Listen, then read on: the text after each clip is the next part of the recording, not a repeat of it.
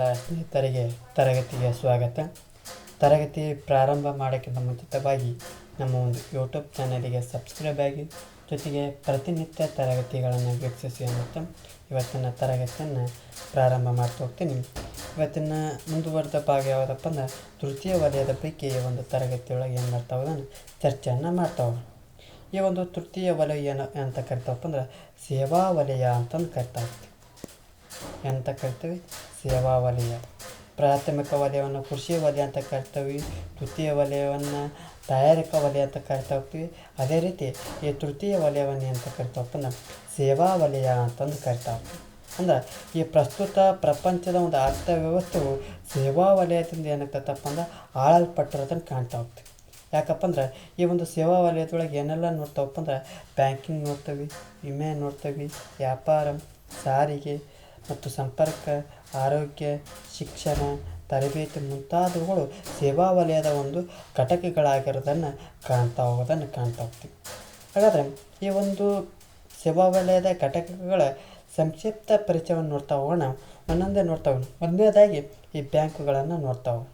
ಈ ಬ್ಯಾಂಕುಗಳು ಏನು ಮಾಡ್ತಾ ಹೋಗ್ತಾವಪ್ಪ ಅಂದ್ರೆ ಈ ಸಾರ್ವಜನಿಕರಿಂದ ವಿವಿಧ ರೀತಿಯ ಒಂದು ಠೇವಣಿಗಳನ್ನು ಏನು ಮಾಡ್ತಾ ಹೋಗ್ತಾವೆ, ಸ್ವೀಕರಿಸುವಂಥ ಹಣಕಾಸು ಸಂಸ್ಥೆಗಳು ಏನಂತ ಕರಿತಾವಪ್ಪ ಅಂದ್ರೆ ಬ್ಯಾಂಕುಗಳು ಅಂತ ಕರಿತವೆ. ಅಂದ್ರೆ ಸಾರ್ವಜನಿಕರಿಂದ ವಿವಿಧ ರೀತಿಯ ಠೇವಣಿಗಳ ಮೂಲಕ ಹಣವನ್ನು ಸ್ವೀಕರಿಸುವಂಥ ಹಣಕಾಸು ಸಂಸ್ಥೆಗಳನ್ನು ಏನಂತ ಕರಿತಾವಪ್ಪ ಅಂದ್ರೆ ಬ್ಯಾಂಕುಗಳು ಅಂತಂದು ಕರಿತಾ ಹೋಗ್ತೀವಿ. ಈ ಹಣಕಾಸಿನ ಅಗತ್ಯವಿರೋರಿಗೆ ಸಾಲವನ್ನು ನೀಡ್ತಾ ಹೋಗ್ತೈತಿ. ಆ ಬ್ಯಾಂಕುಗಳು ಉಳಿತಾಯಗಾರರು ಮತ್ತು ಹೂಡಿಕೆದಾರನ ನಡುವಿನ ಮಧ್ಯವರ್ತಿಯಾಗಿ ಏನು ಮಾಡ್ತಾ ಹೋಗ್ತೈತಿ, ಕಾರ್ಯನಿರ್ವಹಣೆಯನ್ನು ಮಾಡ್ತಾ ಹೋಗ್ತೈತಿ. ಮತ್ತು ಮುಂದುವರೆದು ನೋಡ್ತಾ ಹೋಗೋಣ, ವಿಮೆ ನೋಡ್ತಾ ಹೋಗೋಣ. ಈ ವಿಮೆ ಅಂದರೆ ಏನಪ್ಪ ಅಂದರೆ ವಿಮೆಯು ಹಣಕಾಸು ನಷ್ಟದ ವಿರುದ್ಧದ ಒಂದು ರಕ್ಷಣೆಯ ಮಾರ್ಗವಾಗಿದೆ. ಅಂದರೆ ಹಣಕಾಸು ನಷ್ಟದ ಒಂದು ವಿರುದ್ಧದ ಒಂದು ರಕ್ಷಣೆಯ ಮಾರ್ಗವಾಗಿದೆ. ಯಾವುದಪ್ಪ ಅಂದರೆ ವಿಮೆ. ಅಂದರೆ ಮಾನವನ ಒಂದು ಜೀವನಕ್ಕೆ ಆಪತ್ತು ಬಂದಾಗ, ಆಸ್ತಿಗಳ ವಿನಾಶಕ್ಕೆ ಕಾರಣವಾಗುವಂಥ ಆಕಸ್ಮಿಕ ಘಟನೆಗಳ ಆದಂಥ ಸಂದರ್ಭದೊಳಗೆ ಏನು ಮಾಡ್ತಾ ಹೋಗ್ತೈತಿ, ವಿಮೆಯನ್ನು ನೀಡ್ತಾ ಹೋಗ್ತೈತಿ. ಯಾವಾಗಪ್ಪ ಅಂದ್ರೆ ಮರಣ ಅಂತ ಸಂದರ್ಭದೊಳಗೆ, ಅಪಘಾತಗಳ ಒಂದು ಕಾರಣದಿಂದ ಅಶಕ್ತತೆ, ವೃದ್ಧಾಪ್ಯ, ಅನಾರೋಗ್ಯ, ಕಳುವು, ಬೆಂಕಿ ಅಪಘಾತ, ಭೂಕಂಪ, ಕಡಲ್ಗಳ್ಳತನ ಇನ್ನು ಮುಂತಾದಂಥ ಸಂದರ್ಭದೊಳಗೆ ಏನು ಮಾಡ್ತಾ ಹೋಗ್ತೀವಿ, ವಿಮೆಗಳ ಏನು ಮಾಡ್ತಾ ಹೋಗ್ತವೆ, ಹಣಕಾಸು ನಷ್ಟದ ವಿರುದ್ಧದ ಒಂದು ರಕ್ಷಣೆಯ ಮಾರ್ಗವಾಗಿರೋದನ್ನು ಕಾಣ್ತಾ ಹೋಗ್ತೀವಿ. ಈ ಒಂದು ವಿಮೆಯೊಳಗೆ ಎರಡು ರೀತಿಯ ಒಂದು ವರ್ಗೀಕರಣವನ್ನು ಕಾಣ್ತಾ ಹೋಗ್ತೀವಿ. ಒಂದನೇದು ಸಾಮಾನ್ಯ ವಿಮೆ ಅಂತ ಕರಿತಾ ಹೋಗ್ತೀವಿ, ಇನ್ನೊಂದು ಜೀವ ವಿಮೆ ಅಂತಂದು ಕರಿತಾ ಹೋಗ್ತೀವಿ. ಯಾವುದ್ರೊಳಗೆ? ವಿಮೆಯ ಒಂದು ಕ್ಷೇತ್ರದೊಳಗೆ.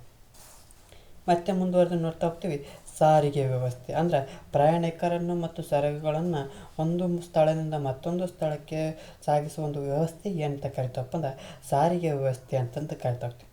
ಭೂಗೋಳ ಒಂದು ತರಗತಿಯೊಳಗೆ ಈ ಸಾರಿಗೆ ವ್ಯವಸ್ಥೆ ಬಗ್ಗೆ ಸಂಪೂರ್ಣವಾಗಿ ಚರ್ಚೆ ಮಾಡ್ತೇವೆ.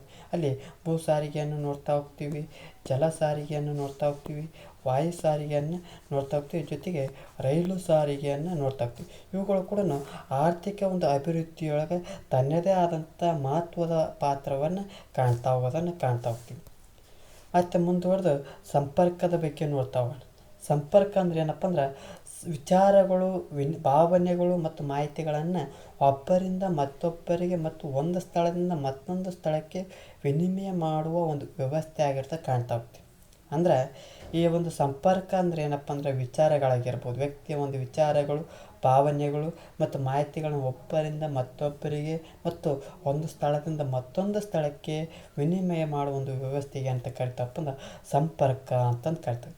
ಆ ಸಂಪರ್ಕದೊಳಗೆ ಯಾವ ಒಂದು ಅಂಶಗಳು ನೋಡ್ತಾವಪ್ಪ, ಅಂಚೆ ಸೇವೆಗಳನ್ನು ನೋಡ್ತಾ ಹೋಗ್ತೀವಿ, ದೂರ ಸಂಪರ್ಕ, ಫ್ಯಾಕ್ಸ್, ಇಮೇಲ್, ವೃತ್ತಪತ್ರಿಕೆಗಳು, ಅಂತರ್ಜಾಲ ಮುಂತಾದವುಗಳು ಏನು ಮಾಡ್ತಾ ಹೋಗ್ತಾವಪ್ಪ ಅಂದ್ರೆ ಪ್ರಪಂಚದ ಮೂಲೆಗಳಲ್ಲಿರುವಂಥ ಜನರನ್ನು ಏನು ಮಾಡ್ತಾ ಹೋಗ್ತೀವಿ, ಸಂಪರ್ಕಿಸಲು ಸಹಾಯವನ್ನು ಮಾಡ್ತಾ ಹೋಗ್ತೀವಿ.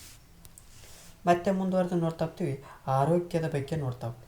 ಆರೋಗ್ಯ ಏನಪ್ಪ ಅಂದ್ರೆ ಆರೋಗ್ಯ ಭಾಗ್ಯ ಮತ್ತು ದೃಢಕಾಯದ ಶರೀರದಲ್ಲಿ ಸದೃಢವಾದ ಮನಸ್ಸಿರುತ್ತದೆ ಎಂಬುದು ಏನಪ್ಪ ಅಂದ್ರೆ ಪ್ರತಿಯೊಬ್ಬ ಜೀವನದಲ್ಲಿನ ಆರೋಗ್ಯದ ಒಂದು ಮಹತ್ವವನ್ನು ತಿಳಿಸ್ತಾ ಹೋಗ್ತೈತಿ.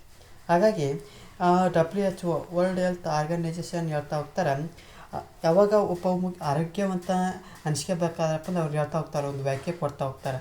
ದೈಹಿಕ ಮಾನಸಿಕ ಸಾಮಾಜಿಕ ಭೌತಿಕ ಅಸ್ವಸ್ಥತೆಯಿಂದ ಮುಕ್ತವಾಗಿರುವನು ಆರೋಗ್ಯವಂತ ನೆನೆಸುತ್ತಾನೆ ಅಂತ ಹೇಳ್ತಾರೆ. ಅಂದ್ರೆ ಡಬ್ಲ್ಯೂ ಎಚ್ ಒರ ಪ್ರಕಾರ ಆರೋಗ್ಯವಂತ ಯಾರಪ್ಪ ಅಂದ್ರೆ ದೈಹಿಕ ಮಾನಸಿಕ ಸಾಮಾಜಿಕ ಮತ್ತು ಭೌತಿಕ ಅಸ್ವಸ್ಥತೆಯಿಂದ ಮುಕ್ತವಾಗಿರುವನನ್ನು ಆರೋಗ್ಯವಂತ ಅಂತಂದು ಕರಿತಾ ಹೋಗ್ತೀವಿ.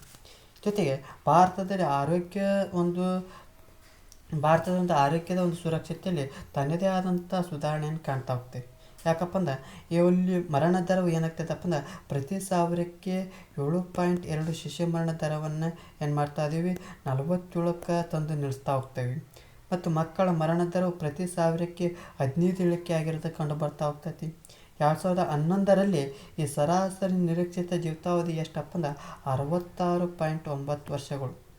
ಇವತ್ತಿನ ಒಂದು ಕಾಲದಲ್ಲಿ 100 ವರ್ಷ ಬದುಕಂಗಲ್ಲ ಅಂತ ಹೇಳ್ಬಿಟ್ಟಾರೆ. ಅಂದ್ರೆ 66.9 ವರ್ಷಗಳು ಬದುಕ್ತಾ ಹೋಗ್ತವೆ. ಅಂದ್ರೆ ಸರಾಸರಿ ನಿರೀಕ್ಷಿತ ಜೀವಿತಾವಧಿ ಯಾವಾಗ 2011ರ ಒಂದು ಜನಗಣತಿಯ ಒಂದು ಸಂದರ್ಭದೊಳಗೆ ಹೇಳ್ತಾ ಹೋಗ್ತಾರೆ.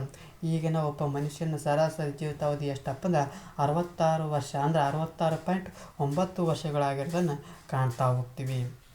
ಮತ್ತು ಮುಂದುವರೆದು ನೋಡ್ತಾ ಹೋಗ್ತೀವಿ ಶಿಕ್ಷಣ ವ್ಯವಸ್ಥೆ. ಈ ಶಿಕ್ಷಣವು ಅಂದ್ರೆ ಮುಖ್ಯವಾಗಿ ಶಿಕ್ಷಣ ಅಂದರೆ ಏನಂತ ತಿಳ್ಕೊಂಡು, ಶಿಕ್ಷಣವು ಆಂಗ್ಲ ಭಾಷೆ ಎಜುಕೇಷನ್ ಎಂಬ ಪದದಿಂದ ಬರ್ತಾ ಹೋಗ್ತೀವಿ. ಎಜುಕೇರ್ ಎಂಬ ಲ್ಯಾಟಿನ್ ಪದದಿಂದ ಬರ್ತಾ ಹೋಗ್ತೀವಿ. ಯಾವ ಭಾಷೆಯಿಂದ ಬರ್ತಾ ಹೋಗ್ತೀವಿ? ಲ್ಯಾಟಿನ್ ಭಾಷೆಯ ಎಜುಕೇರ್.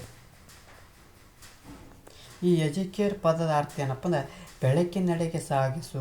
ಅಂದ್ರೆ ಕತ್ತಲೆಯಿಂದ ಬೆಳಕಿನೆಡೆಗೆ ಸಾಗಿಸಂತ ಅರ್ಥ. ಅಂದ್ರೆ ಶಿಕ್ಷಣದ ಒಟ್ಟಾರೆ ಅರ್ಥ ಏನಪ್ಪ ಅಂದ್ರೆ ಎಜುಕೇಷನ್ ಎಂಬ ಆಂಗ್ಲ ಪದ ಶಿಕ್ಷಣ ಎಂಬ ಪದ ಎಜುಕೇಷನ್ ಆಂಗ್ಲ ಪದಕ್ಕೆ ಸಮನಾಗಿತ್ತು. ಆ ಒಂದು ಲ್ಯಾಟಿನ್ ಭಾಷೆಯ ಎಜುಕೇರ್ ಎಂಬ ಪದದಿಂದ ಬರ್ತಾ ಹೋಗ್ತದೆ. ಈ ಎಜುಕೇರ್ ಎಂಬ ಪದವು ಬೆಳಕಿನೆಡೆಗೂ ಸಾಗಿಸು ಎಂದರ್ಥ ಅಂತ ತಿಳಿಸ್ತಾ ಹೋಗ್ತೈತಿ. ರಾಷ್ಟ್ರಪಿತ ಗಾಂಧೀಜಿಯವರು ಒಂದು ಮಾತು ಹೇಳ್ತಾರೆ ಶಿಕ್ಷಣದ ಬಗ್ಗೆ. ಶಿಕ್ಷಣವು ಮಗುವಿನ ವ್ಯಕ್ತಿತ್ವದಲ್ಲಿ ಸರ್ವಾಂಗೀಣ ಅಭಿವೃದ್ಧಿಯನ್ನು ತರ್ತಾ ಹೋಗ್ತೈತಿ.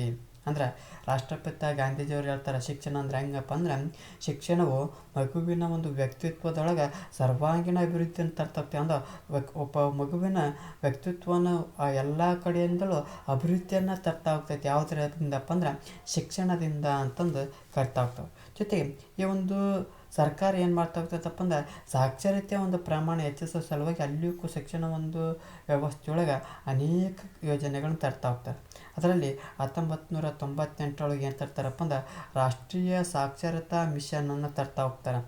2001 ಸರ್ವ ಶಿಕ್ಷಣ ಅಭಿಯಾನ ತರ್ತಾ ಹೋಗ್ತಾರೆ. 1995 ಬಿಸಿಯೂಟ ಮಧ್ಯಾಹ್ನದ ಬಿಸಿಯೂಟ ಯೋಜನೆಯನ್ನು ತರ್ತಾ ಹೋಗ್ತಾರೆ. ಇವು ಶಿಕ್ಷಣ ವ್ಯವಸ್ಥೆಯೊಳಗೆ ಸರ್ಕಾರವು ಸಾಕ್ಷರತೆಯ ಪ್ರಮಾಣ ಹೆಚ್ಚಿಸುವ ಸಲುವಾಗಿ ಅನೇಕ ಯೋಜನೆಗಳು ತರ್ತಾರೆ. ಅದರಲ್ಲಿ ಪ್ರಮುಖವಾಗಿ ಕಾಣ್ತಾ ಹೋಗ್ತೀವಿ. ಮತ್ತು ಮಾಧ್ಯಮಿಕ ಶಿಕ್ಷಣದೊಳಗೆ ಅಂದ್ರೆ ಹೈಸ್ಕೂಲ್ ಹಂತದೊಳಗೆ ಉತ್ತಮವಾದಂಥ ಗುಣಮಟ್ಟವನ್ನು ತರಬೇಕಂತ ಸಲುವಾಗಿ ಏನು ಮಾಡ್ತಾ ಹೋಗ್ತಾರೆ, 2009 ಏನು ತರ್ತಾರಪ್ಪ ಅಂದ್ರೆ ರಾಷ್ಟ್ರೀಯ ಮಾಧ್ಯಮಿಕ ಶಿಕ್ಷಣ ಅಭಿಯಾನ ಅಂತಂದು ತರ್ತಾ ಹೋಗ್ತಾರೆ. ಮತ್ತು ಮುಂದುವರೆದು ಸೆಪ್ಟೆಂಬರ್ 2009 ಸಾಕ್ಷರ ಭಾರತ ಅಂತಂದು ಕಾರ್ಯಕ್ರಮವನ್ನು ಜಾರಿಗೆ ತರ್ತಾ ಹೋಗ್ತಾರೆ. ಒಟ್ಟಾರೆ ಎಷ್ಟು ಕಾರ್ಯಕ್ರಮಗಳನ್ನು ನೋಡ್ತಾವಪ್ಪ ಅಂದ್ರೆ 1988 ರಾಷ್ಟ್ರೀಯ ಸಾಕ್ಷರತಾ ಮಿಷನ್ ಅಂತ ಜಾರಿಗೆ ತರ್ತಾ ಹೋಗ್ತಾರೆ. 2001 ಸರ್ವ ಶಿಕ್ಷಣ ಅಭಿಯಾನ ಜಾರಿಗೆ ತರ್ತಾ ಹೋಗ್ತಾರೆ. 1995 ಮಧ್ಯಾಹ್ನದ ಬಿಸಿಯೂಟ ಯೋಜನೆ ಅಂತ ಜಾರಿಗೆ ತರ್ತಾ ಹೋಗ್ತಾರೆ. ಮಾರ್ಚ್ 2009 ರಾಷ್ಟ್ರೀಯ ಮಾಧ್ಯಮಿಕ ಶಿಕ್ಷಣ ಅಭಿಯಾನವನ್ನು ಜಾರಿಗೆ ತರ್ತಾ ಹೋಗ್ತಾರೆ. ಅದೇ ರೀತಿ ಸೆಪ್ಟೆಂಬರ್ 2009 ಸಾಕ್ಷರ ಭಾರತ ಕಾರ್ಯಕ್ರಮವನ್ನು ಜಾರಿಗೆ ತರ್ತಾ ಹೋಗ್ತಾರೆ. ಇದಿಷ್ಟೇನಪ್ಪ ಅಂದ್ರೆ ಈ ಒಂದು ತೃತೀಯ ವಲಯಕ್ಕೆ ಸಂಬಂಧವನ್ನು ಪಡ್ತಾ ಹೋಗ್ತೀವಿ. ಅದೇ ರೀತಿ ಈ ಒಂದು ರಾಷ್ಟ್ರೀಯ ಆದಾಯಕ್ಕೆ ಒಂದು ಈ 3 ವಲಯಗಳಿಂದ ಯಾವ ರೀತಿ ಕೊಡುಗೆಯನ್ನು ನೋಡ್ತಾವಪ್ಪ ಅಂದ್ರೆ ಅಂಕಿಅಂಶಗಳ ಮೂಲಕ ನೋಡ್ತಾ ಹೋಗ್ತಾನೆ. ಯಾವಾಗಪ್ಪ ಅಂದ್ರೆ ಈ 1951 ಯಾವಾಗ 51 ಭಾರತದ ಜಾಗತಿಕ ಚುನಾವಣೆಗಳು ಚುನಾವಣೆಗೆ ನೋಡ್ತಾ ಹೋಗ್ತಾವೆ. ಭಾರತ ಮೊದಲ ಚುನಾವಣೆಗೆ ನೋಡ್ತಾವೆ.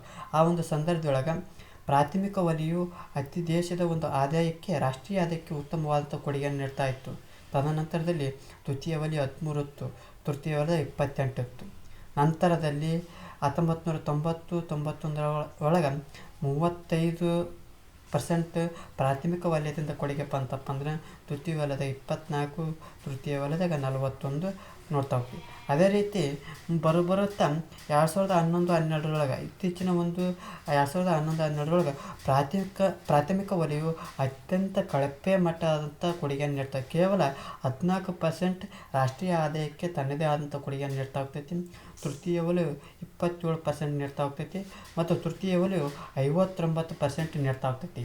ಹಾಗಾಗಿ ಇಡೀ ಪ್ರಪಂಚವನ್ನು ಯಾವ ವಲಯ ಆಳಲ್ಪಟ್ಟಿದೆಪ್ಪ ಅಂದಪ್ಪ ಅಂದ್ರೆ ತೃತೀಯ ವಲಯ ಅಂದರೆ ಸೇವಾ ವಲಯವು ಆಳಲ್ಪಟ್ಟಿದೆ ಅಂತಂದು ಕರಿತಾ ಹೋಗ್ತಾರೆ.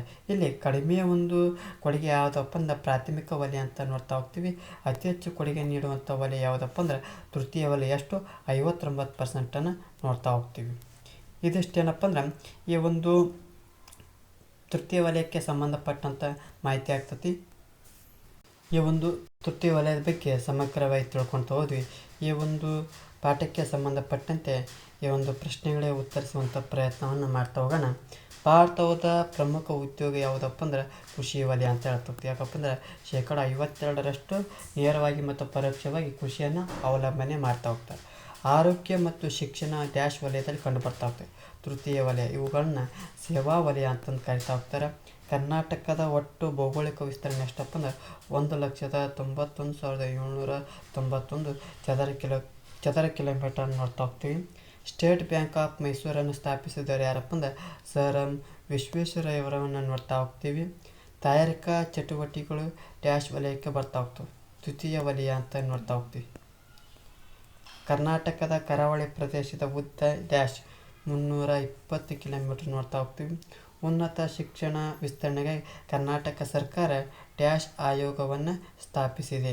ಈ ಒಂದು ಪ್ರಶ್ನೆ ಗೊತ್ತಿಲ್ಲ, ನೀವು ಕಮೆಂಟ್ ಬಾಕ್ಸ್ನ ಮೂಲಕ ತಿಳಿಸಿ ಅನ್ನುತ್ತಾ, ನೂತನ ಆರ್ಥಿಕ ಸುಧಾರಣೆ ನೀತಿ 1990ರಲ್ಲಿ ಜಾರಿಗೆ ಬರ್ತಾ ಹೋಗ್ತೈತಿ. ಇದಿಷ್ಟೇನಪ್ಪ ಅಂದ್ರೆ ಒಂದು ಪ್ರಾಥಮಿಕ, ದ್ವಿತೀಯ ಮತ್ತು ತೃತೀಯ ವಲಯದ ಬಗ್ಗೆ ಸಮಗ್ರವಾದಂಥ ಮಾಹಿತಿಯನ್ನು ತಿಳ್ಕೊತ ಹೋಗಿ ಈ ಒಂದು ತರಗತಿ ಎಷ್ಟಾಗಿತ್ತು ನಮ್ಮ ಒಂದು ಯೂಟ್ಯೂಬ್ ಚಾನಲಿಗೆ ಸಬ್ಸ್ಕ್ರೈಬ್ ಆಗಿ, ಜೊತೆಗೆ ಈ ಒಂದು ತರಗತಿ ಎಷ್ಟಾಗಿತ್ತಪ್ಪ ಅಂದ್ರೆ ಲೈಕ್ ಮಾಡಿ, ಜೊತೆಗೆ ತರಗತಿ ಇಷ್ಟ ಆಗಿಲ್ಲ ಅಂದರೆ ಡಿಸ್ಲೈಕ್ ಮಾಡಿ. ಏನಾದರೂ ದೋಷಗಳು ಮತ್ತು ನಿಮ್ಮ ಒಂದು ಅಭಿಪ್ರಾಯಗಳನ್ನು ಕಮೆಂಟ್ ಬಾಕ್ಸ್ನ ಮೂಲಕ ತಿಳಿಸಿ ಅನ್ನುತ್ತಾ ಈ ಒಂದು ತರಗತಿಯನ್ನು ಮುಗಿಸ್ತಾ ಇದ್ದೀನಿ. ಎಲ್ಲರಿಗೂ ಧನ್ಯವಾದಗಳು.